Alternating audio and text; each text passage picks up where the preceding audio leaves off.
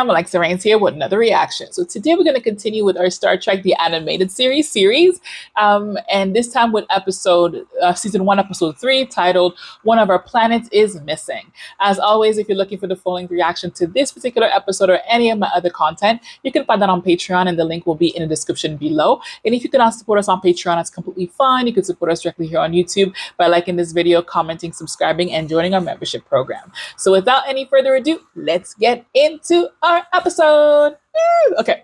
Starfleet Command has sent the Enterprise to investigate, as we are the only vessel in the vicinity of the phenomenon. Our present position is in the Pallas 14 system, which contains Mantilles. We will intercept the cloud in the vicinity of Alondra, the outermost planet, sir. Captain, we are now approaching sensor range of the cloud. Readings? It seems to be of irregular shape, some 800,000 kilometers across, and about half that in depth. This is very curious, Captain.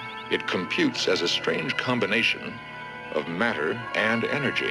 Captain, look. Captain, Alondra has disappeared from navigation scan. The cloud could have come between us and the planet. No, Lieutenant. The cloud has engulfed Alondra. It ate the planet? The planet seems to be breaking up.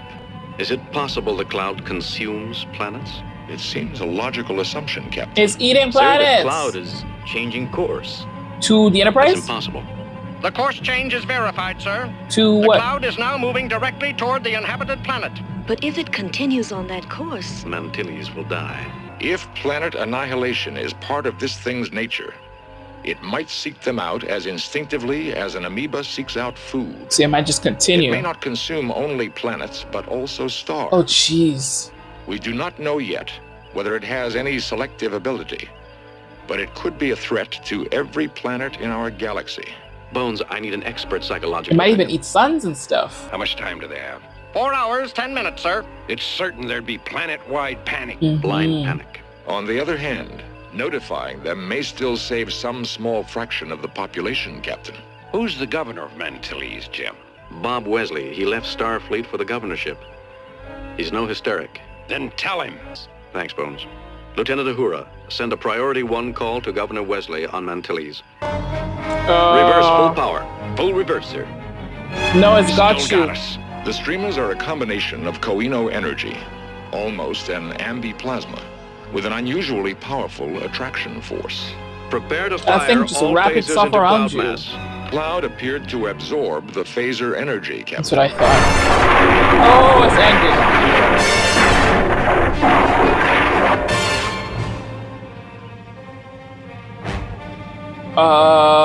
You guys are just stuck.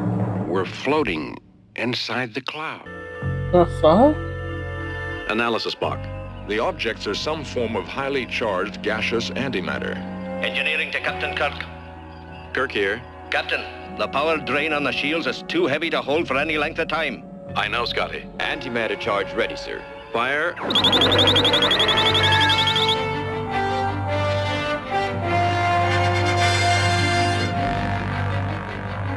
More are coming.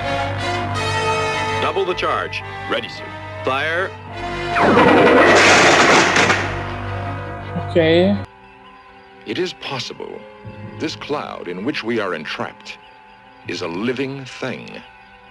The cloud is alive. Yup. I kind of figured that as well. I have a subspace radio message coming in from Governor Wesley of Mantilles. Transfer it to my quarters. Yes, sir. Mr. Sulu, use your scanners to assemble a diagram of the cloud's composition and feed it to the library computer.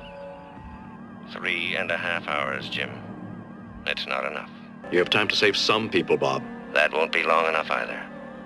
But it'll have to do. How are you going to choose? There is no choice, Jim. We'll save the children. In 3 hours and 20 minutes, the cloud That's will the reach best Mantilles. bet. Just save the children. Millions That of way you people will can die. I need recruit your the population help, when they gentlemen. get older. Your analyses? If we assume the cloud is a living being, we must also assume it needs some kind of food to sustain The itself. planets. It is like a huge bull grazing here and there in the pasture of the universe. What about those blobs, Bones? I think they perform the same function as teeth. They break up the larger chunks of matter for Oh. digestion.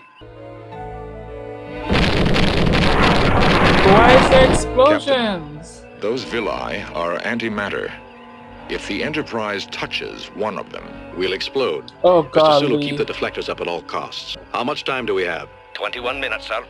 But if the indicator goes below 2 anti-kilos, the engines won't regenerate. Thank you, Mr. Scott. Mr. Eriks, try to make your way through to the opening on the other side. This got me tense. The Enterprise has only 15 minutes left before her power is drained, and we are left helpless. And if we do stop, we'll be drawn into one of the villi, and the ship will explode. Jeez. Captain, you said that villi are antimatter. If we could get a piece of it, I could put it in the antimatter engine, and it would regenerate. Whoa. We could beam aboard some of the planet chunks out there, and we can cut a piece of the antimatter villi with the tractor beam and transport it aboard like that. Bring it aboard. If the antimatter touches the inside of the ship, or any of us, we'll be blown to bits. I can rig a force field box that'll hold the piece of villi suspended in the center. Put it into the regenerating chamber and release the force field by remote control. I trust him. He's smart. Situation, Mr. Spock? The cloud is now only 42 minutes, 14 seconds from Mantilles, Captain. And we have ascertained an important fact. This being does have a brain. Intelligent? Impossible to say at this moment, Captain. It has made only one action, which might be interpreted as intelligent. It changed course from Alondra toward Mantilles. KIRK to engineering. Engineering, Scott here. Mr. Scott, prepare the self-destruct mechanism in the engineering core. Computer control will be on the bridge when it's time to trigger it. Aye, sir. Incoming message, sir. It's Governor Wesley of Mantilles. Put it on the view screen, Lieutenant. Yes, sir. Go ahead, Governor. As best it can. There was some hysteria at the beginning, but most agreed to let the children be taken off first. Jesus. But it's only 5,000 children out of 82 million people. I know. Wow. We can see the cloud approaching, Jim. 31 minutes and 4 seconds to Mantilles, sir. Is there any way we could establish whether or not it is definitely intelligent? Perhaps a Vulcan mind touch? It would require physical contact, which is impossible, Captain. But I may be able to reach out with my mind. If we focus our sensors onto the cloud's synaptic electrical impulses, the input could be routed to the ship's computer for analysis into thought. Can you do it in time? It is impossible to calculate, Captain. There are too many unknown factors. You can I try. can only try to accomplish the link. No more.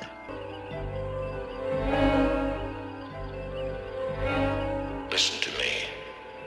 Listen to me. You are not alone here. There is someone else. Listen to me. What? You are not alone here. There is someone else. I am another being. Being? Where? I am inside you. Inside? Explain. Within me? I am very small, and there are many of me. We are in a spaceship within you. Explain. A small thing which holds us all. We came to think to you. You consumed us. You thought we were food. Why? Why you think to me? Many of us live on the things you consume. Things I consume? Yes. No, he doesn't know Many of us that it's eating are on people. the thing near you. Now, do not consume it. The matter you intend to consume, sense it closely. There's people in it. How near is Mantilles, Mr. Eriks? The cloud will envelop it in 3 minutes, 20 seconds, sir. Perceive many somethings. So small. They are beings. I am small. Some things I perceive too small. Not alive beings. Listen to me. I'm going to come into your thoughts. And at the same time, you will come into mine. Ooms. He's the cloud. Its thoughts are here.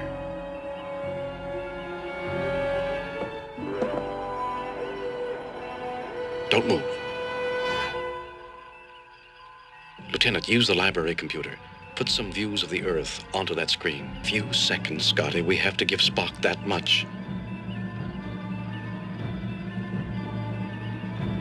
Jim. If we don't self-destruct now, all those people will die. The cloud has stopped, sir. Comprehend. Not desire to consume other beings. There are many things in our galaxy, like the one you just perceived. Truth. Truth. You do not desire to consume other beings. It would be best if you return to your origin the way you came. Will you do this? A long journey will return to origin place. Lieutenant Uhura, contact Governor Wesley. Tell him to bring his ships back. Yes, Captain. Spock, you did it. Yes, he did. Cloud is leaving. I believe so, Captain. There is a grid at the top of the brain core. Mr. Sulu, let's get out of here through that grid. Yes, sir. Golly. Spock saves the day again. Spock, what did you perceive? The wonders of the universe, Captain. Incredible. Completely incredible. All right, fam. So we just finished watching season 1, episode 3 of Star Trek: The Animated Series. The episode titled "One of Our Planets is Missing."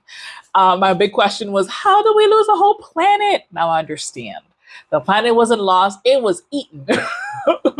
So we have this cloud that is eating planets, and the Enterprise sees it now go towards another planet, which is full of people, and they try to stop it, and it's very hard to get into it, and that thing just kind of grapples them, and they try to figure out, how to kill it. Phasers don't work. Then they realize that thing is alive and is actually digesting things.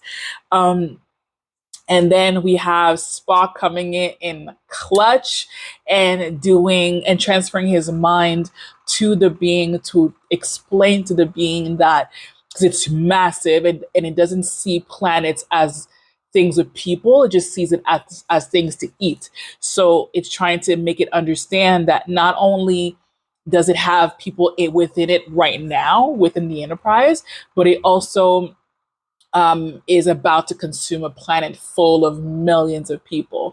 And through kind of going into Spock's brain and Spock going into its brain, it understood human beings by touching them and realize, okay, it's an actual person, it's a real living thing, and I don't want to be killing living beings because I'm a living being as well.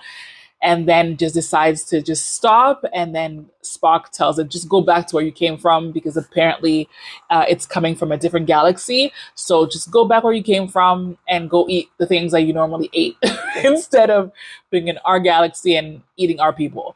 And it understands and decides to leave, and the planet and our galaxy is okay once again. All thanks to Spock and also Scotty, because Scotty found a way to be able to replenish the Enterprise when the Enterprise was about to die. So those two are definitely MVP for this episode. But another great episode. I love seeing a crew in those type of, like, in different types of situations that you would normally not see in live action, because I don't think it would have been as entertaining in live action, but seeing it like this was really nice. And it's also very concise because it's a smaller show, like 30 minutes as opposed to an hour.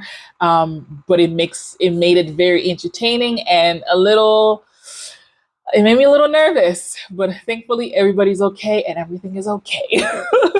But I hope you guys enjoyed this episode. And if you did, don't forget to like, comment, and subscribe. And I will see you guys on the next one. Mwah. Bye for now.